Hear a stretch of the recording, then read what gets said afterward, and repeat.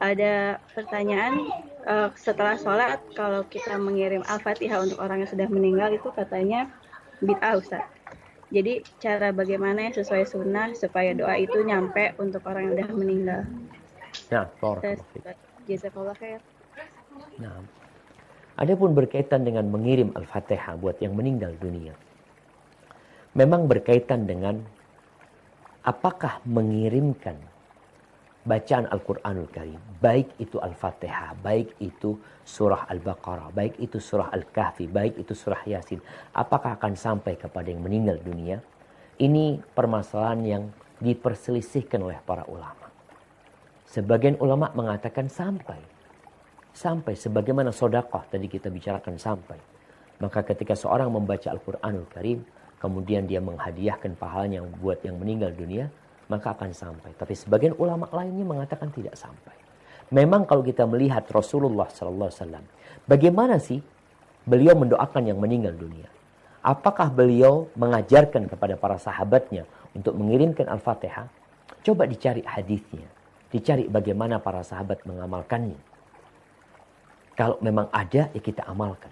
Tapi kalau tidak, lebih baik, lebih selamat kita. Kalau memang Nabi SAW tidak menyuruh kita melakukan hal itu. Tapi sekali lagi, sebagian ulama mengkiaskannya sebagaimana sedekah itu bisa sampai, maka bacaan Quran pun bisa sampai.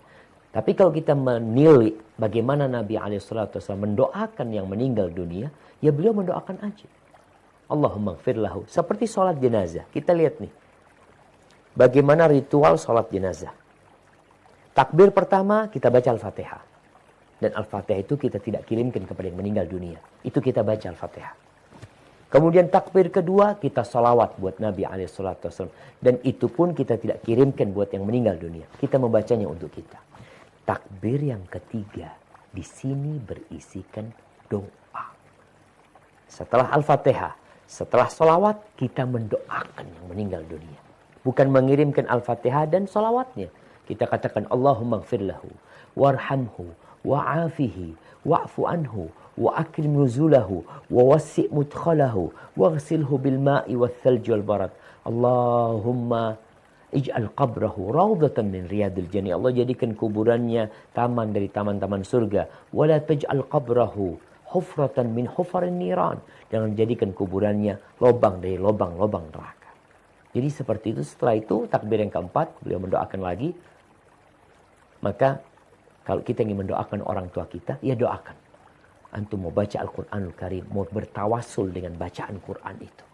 Setelah antum mengaji, kemudian antum ya Allah, aku sudah baca Quran, ya Allah mohon kau ampuni dosa orang tuaku. Maka itu lebih utama daripada tadi mengirimkan bacaan Quran. Tapi memang masalah ini diperselisihkan oleh para ulama. Hada wallahu a'lam bis-shawab. Nah.